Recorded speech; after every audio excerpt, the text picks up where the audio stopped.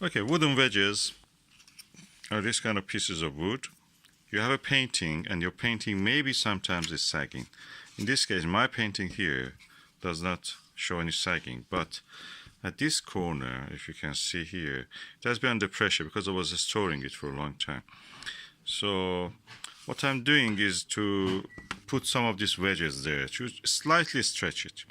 So the old way of doing it is that you put it like this. This is, I mean, everybody does like that. You put it one here, put another one like that here, and then you tap it with a hammer or a heavy object gently.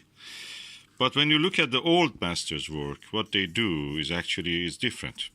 The old masters put the wedge that they want to go put here in this direction, touch it, and then stretch it like that. And then the next one will be going like that.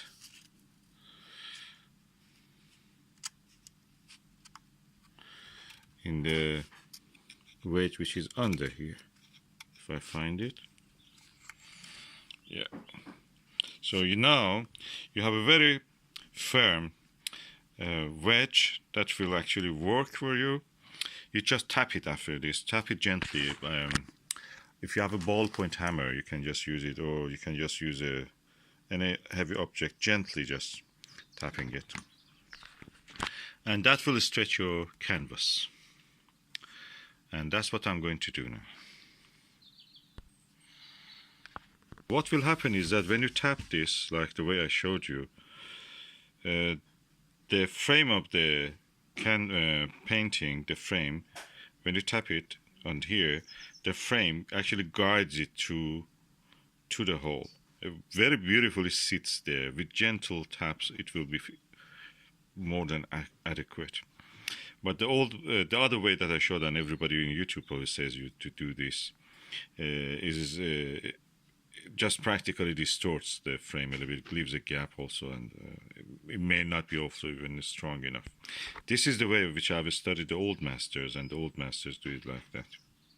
I'll show you again this way that the old masters do. This is the gap that you want to put your wedge in. So you point it like that, and that will be the way it is. The next one that you want to put on the adjacent gap, and that is this one, goes in this way into that gap. And then you gently tap on this end and on this end. I will show you the result again. Okay, that's the second one that I did. And I will do this, repeat this for all the four corners. I've already done 2, and I will do the rest. And now I have done the 4 corner. You look at it and you know that this is a master's way. Look at how beautiful they look. How the symmetry is there. You know, it's beautiful. So this is the painting that I made. I think 2010 or 11 I made this. Painted it, and now it didn't cost me more than the £2. I think the frame was £1, the canvas itself, and the paint I bought it from the Poundland also, or 99p shop, acrylic, and £2 for a painting. So this is the way up. And now you know how the masters did that. I'm old, and I became a master by doing this, or following the masters. I'm an old master now.